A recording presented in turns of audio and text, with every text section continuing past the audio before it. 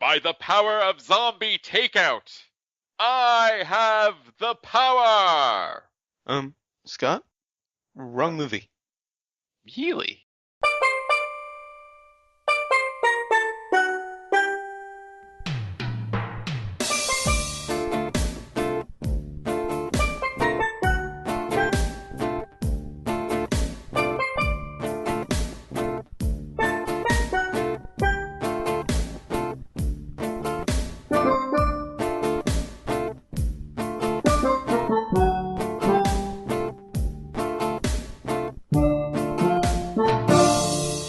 What's up? Welcome to episode 209 of Zombie takeout. the B-Movie and Cult Movie Podcast. I'm Uncle John. And I'm Scotto. And before we get to this week's movie, just want to do something a little different. Going to recommend a TV show. And a lot of people have, raved about this one, so it's nothing obscure. But I recently caught up on Orphan Black, and I have to say it is one of the best science fiction series I have seen in a very long time, like on par with Firefly. If you're not watching and you like science fiction, really do yourself a favor and catch up. It should be on demand or in demand or whatever your local cable satellite service has. Also, the lead actress, Tatiana Maslany, plays 9 characters in these 20 episodes they've done so far. So it's like that Michael Keaton movie, Multiplicity? Sort of, except she is scary good. She's like Meryl Streep, Kevin Spacey good. Well, high thief kind of thing going on. As I've said before, have a hard time suspending disbelief. I analyze everything. I always look for the technical stuff. I completely bought into every character. She does scenes where it's just 3 or 4 characters. She plays all of them, and I completely bought the conceit. They were different people to me. Oh, so it's like a Phil Collins video where, she's playing all the instruments and stuff. Kind of. Or Alanis Morissette. Anyway, if you haven't seen it, please do yourself a favor, check it out. And on to this week's movie, which is from 1983, Deathstalker, and of course the impromptu plot summary, sponsored by the Noun of Abstract Concept. It's like Mad Libs for fantasy fiction. And also by For Fuck's Sake. For fuck's sake. For fuck's sake. All right. This, I know I try to find superlatives with each and every movie we do, but I have to say, this has to be the wafferest thin plot Yeah. we've ever done. One of my title suggestions was Fake Conan and the Screenplay of Convolution. So I think the only little bit of weirdness at the beginning was the scene where our hero is, and he's almost named Hero, but he's named Deathstalker for some reason. Hero would have been better. Death. It would have been. Picture Ben Stiller ripped with the blonde wig on. But anyway. I just kept thinking, how much Keef is in this movie? Miles O'Keefe. One for the MST fans. Anyway, he's talking with this king who wants to send him on a quest, but he turns him down. Which is the only unusual part of the whole movie, really, where it doesn't follow the cookie cutter story, where he's just like, there's nothing in it for me. I could care less. But then instead gets this mission from an old crone somewhere. I'm not even sure how I think he knew her already. It was kind of, they don't establish anything. It was just kind of like, oh, you're an old crone, and of course I'm going to be hanging out with you. We were kind of dropped into the middle of the quest. Right. She talks about this nonsense about the 3 powers and controlling the power to become the power.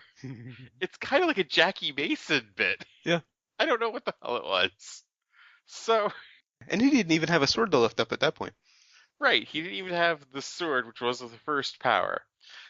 But of course, since he's to be the power and he can do whatever he wants, he accepts this mission and goes off, just pretty much stumbling upon the first power, which is of course the sword.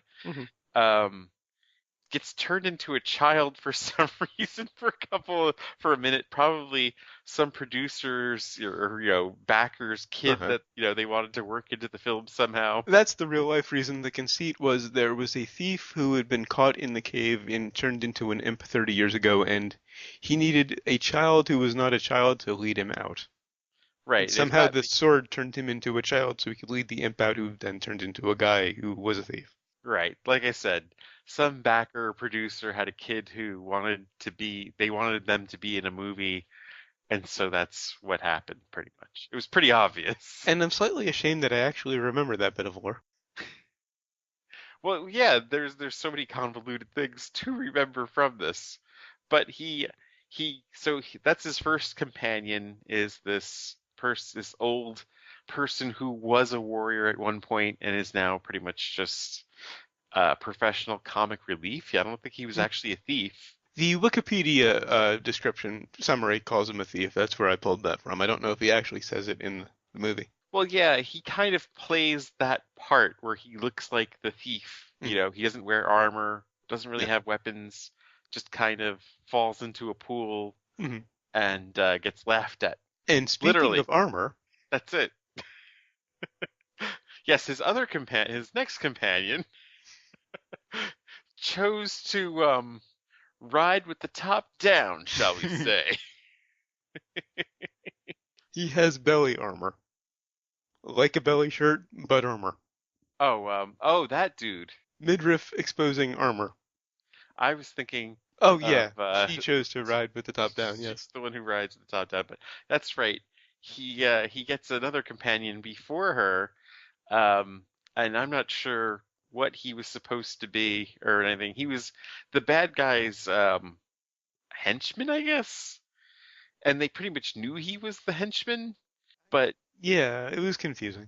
but he said, "Oh, Initially he's just this, annoyingly good-looking, charming knight who helps them out, and or who Deathstalker helps. I forget exactly what happened. yes, Deathstalker helps out in the middle of Yeah. a bind, and it's just that it turns out that all of these warriors are on their way to this sorcerer's castle or fortress or whatever that's made out of paper mache, um, to have a tournament. And even though they say we're relaxing tonight, the tournament's tomorrow, he still starts a big brawl between them anyway. And so, in other words, the movie is about a trip to a tournament for them to fight Mhm. that they fight along the way to, Yeah. with lots of titties thrown in Yes. and thongs, of course. And a lot of rape scenes. Yes, yes, lots of rape. And I really could say hilarity ensues from Yeah. there. That's about as detailed of a plot as it gets, honestly. Although it doesn't really. Yeah, it does not. Now, the first thing that grabbed me about this movie was literally the title logo, the word Deathstalker. In silver, like metallic silver, with two daggers for T's. Looked like something a hair metal band would have come up with. Oh, definitely. And I think it's probably slightly unfair for me to be reviewing this now because Game of Thrones ended like less than a week ago. And I can't help but compare the two because, fantasy fiction. I have not been watching Game of Thrones yet. I'm gonna probably get that's on the You Netflix must. queue in just a few discs. Mhm. But honestly, it doesn't get any better if you haven't watched it. But there is one thing that did remind me of Game of Thrones. There is a copious amount of nudity in this movie, Right. which was really its only saving grace. Well, that and the costumes that looked like they were borrowed from the Road Warrior. Yeah, the whole absurdity though of a female warrior sword fighting topless. There's an ongoing debate about female armor in video games, Hmm. about it being too skimpy and unrealistic. This pushes that to the most absurd degree. She, when we first meet her, is topless in just wearing a G-string. Well, I think they take the D&D rule about the barbarian who is not supposed to wear armor. Ah, okay.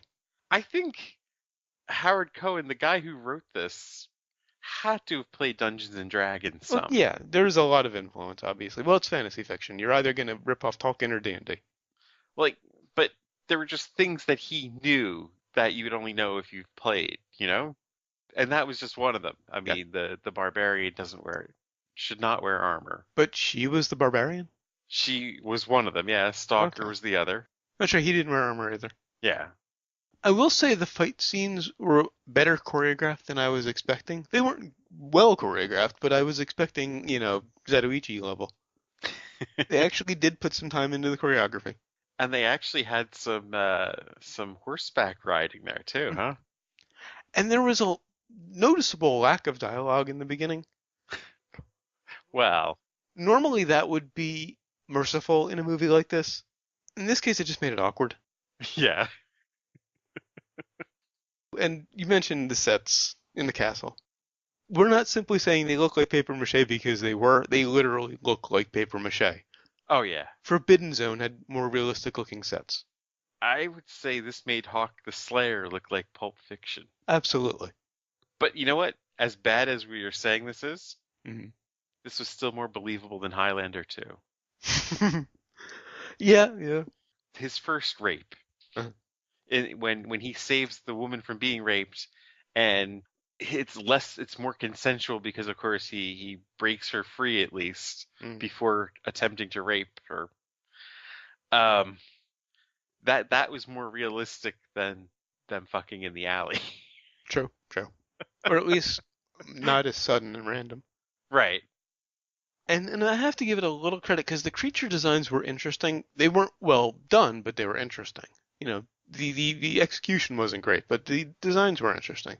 Yeah, they almost seemed a little out of place, but they were interesting at least. Like the little thing eating the pieces of the kid, Mhm. which is probably another producer's son or backer's son. In fact, they could have very well been brothers. The young kid and that kid that was getting eaten. Yeah, Just kind of like, I got boys, they want to be in the movie. yeah. I'll give you this much money to make it, but you got to have them in the film somehow. Oh, and there was an interesting choice of weaponry. Lana Clarkson, who played the female barbarian, she used a real sword. Really? Why would you give one actor a real sword? Don't know. I mean, and maybe she's trained, I don't know, but if she's not, then that was really dangerous. How do you know that was a real sword? Oh, that was in the trivia on IMDb. That's fucking insane. Yeah. It couldn't have been, Sharpened, probably not. right. But those kinds of swords weren't sharp. They were just heavy. Yeah, you just beat somebody with it. Yeah. Now, there are some very serious problems with this movie. Oh my God, yeah. For me personally, I didn't like any of the characters. The script was boring. There were repeated rape scenes. The soundtrack should be piped through Guantanamo Bay. The Warriors had a better soundtrack. Oh yeah. And I just got the feeling that they weren't like trying and failing to make a good movie. And they weren't making a deliberately bad movie. They just didn't care. It's very strange. In fact, that is really the most entertaining part of this entire film There was something entertaining. is to figure out what the fuck were they thinking? Well, they were thinking that Conan was just a big success, and so they're going to ride its coattails. Deathstalker was a modest hit at the box office, and its success is mostly due to its release at a time when Conan the Barbarian was creating a market for sword and sorcery films. Nevertheless, because the film was made on a tight budget, it proved to be a commercial success in the main, and encouraged Roger Corman and Argentinian producer-director Hector Oliveira to collaborate again to produce Barbarian Queen with Lana Clarkson in the title role. So they did it again. Actually, well, we'll get to sequels and remakes. They did it a few times, but Oh yeah. this was a success. In the sense that, all of the Asylum movies are successes. They beat their budget. Well, yeah, and this made some money back. Mm. I mean, even if it made modest box office, it probably made a lot more on cable and video than anything else. Yeah. I mean, I'd seen this on video, of course. I didn't even know something like this even made it to the box office. Now, I was talking about the fight choreography. That really was strictly in the beginning of the movie when it was smaller fights. Yeah. When they got to the actual tournament, it looked very Three Stooges. Oh wow, the tournament was just. I didn't even know why they bothered, you know? Like the scene before the fight orgy before the tournament is if you want to think that the movie was actually on its hinges somehow and could have done something, Yeah. once they got to that scene where with the quarter, it really was just a fight orgy because it was kind of like there was mud wrestling Hmm. and just it was chaos. It just anything went hope went out the window that this was gonna somehow Yeah. have a story, you know? Hmm. It's even thinner than most martial art movies, Yeah. which usually is just I don't know if we've ever talked about that old thing I had about the porn and martial art movies Or actually, I thought about that with Mortal Kombat. where they had like the same, Hmm. the same plot formula, only, fighting and fucking are interchanged. Right.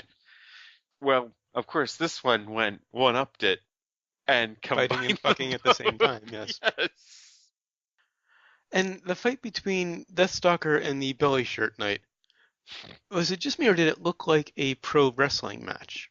Well, it's funny because the scene before that, the sorcerer, the evil sorcerer, turned one of his henchmen Hmm. into a woman Right. to seduce slash kill him, Hmm. which in this movie is one and the same. He failed and almost got raped. And of course, the question of my notes was, well, would it have been a little too homoerotic if he fucked the transgender? And I was then, kind of hoping he would change back in the middle. and then right after that scene, we had two oily dudes wrestling. Yeah. And of course, in my notes, not that there's anything wrong with that. Mhm. And also, just to explain our intro this week, how many times does he hold the sword up in the air? Like 6 times?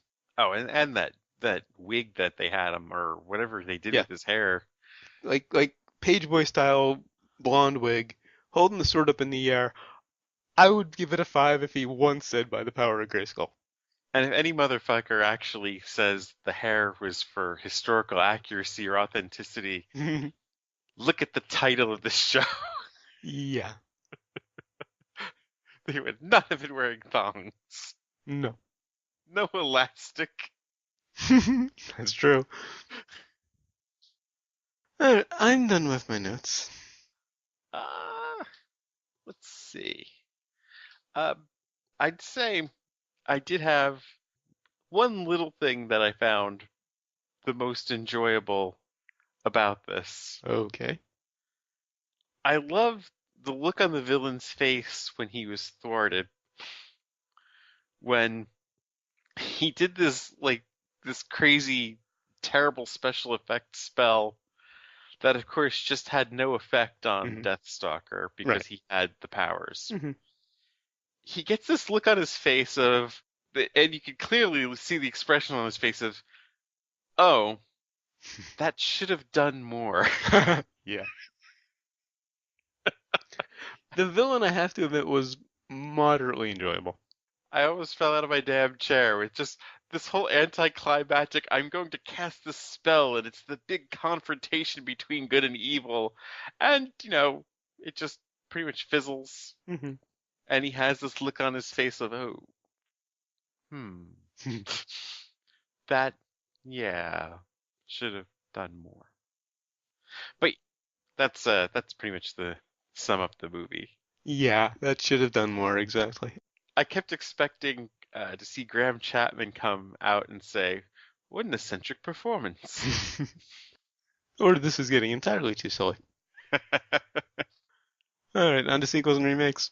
On the sequels and remakes, holy shit! Now, it saddens me to say that this spawned 3 sequels: Deathstalker 2, Duel of the Titans, Deathstalker 3, The Warriors from Hell, and Deathstalker 4, March of the Titans.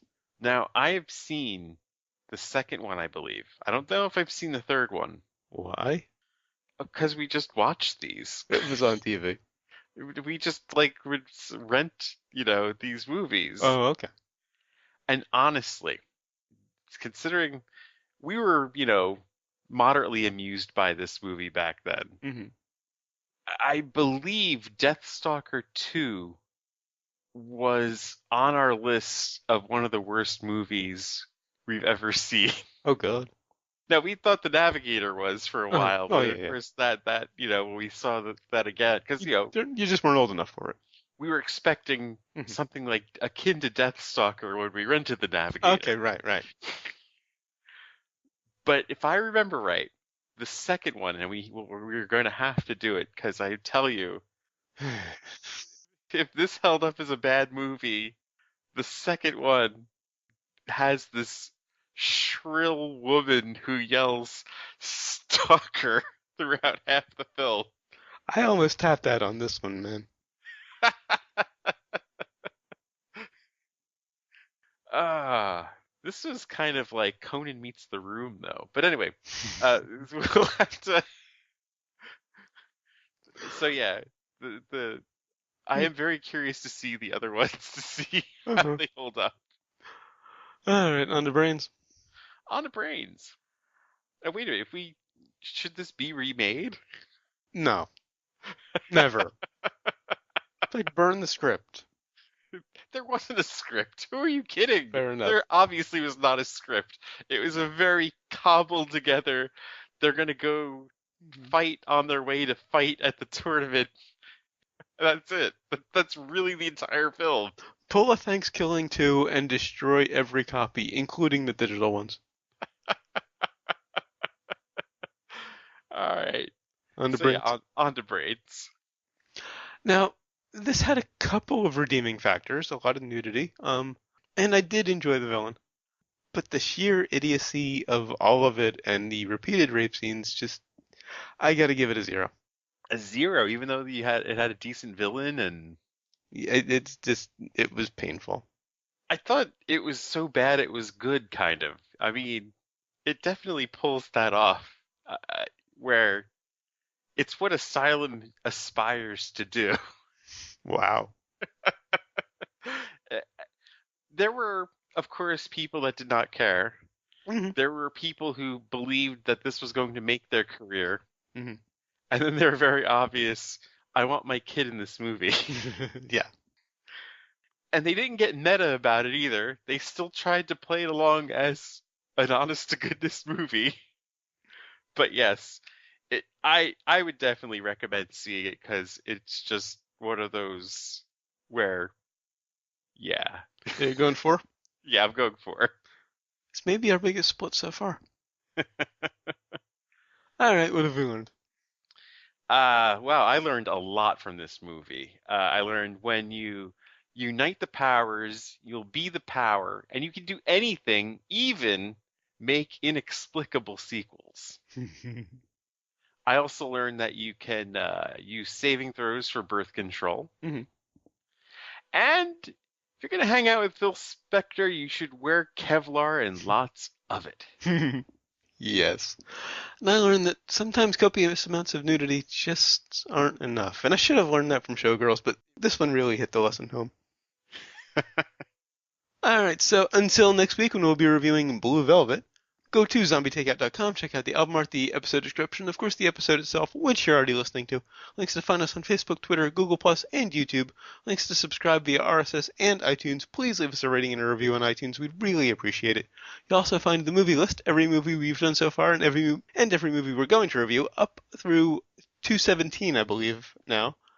You'll also find the request form. If you've got a movie you'd like to hear us review, please leave it on the request form, and of course the recommendations list.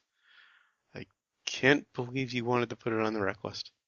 If you want to watch a bad movie, Watch this The is one Room. of the watch. Yeah, but The Room doesn't have the insanity that this one does. Or maybe the cheapness that this one does. Fair, that's true, that's true. There was nothing paper mache in The Room. Good point, good point. You can also email us zombietakeout@gmail.com or leave us a voicemail at 414-368-ZTO1 or for the alphanumerically challenged 414-368-9861. Always remember that you will always be calling from the middle of Milwaukee. And of course, until next time, always remember, never forget, wherever you go in life, there you are. There you are. Oh, my lord. This is very uncomfortable.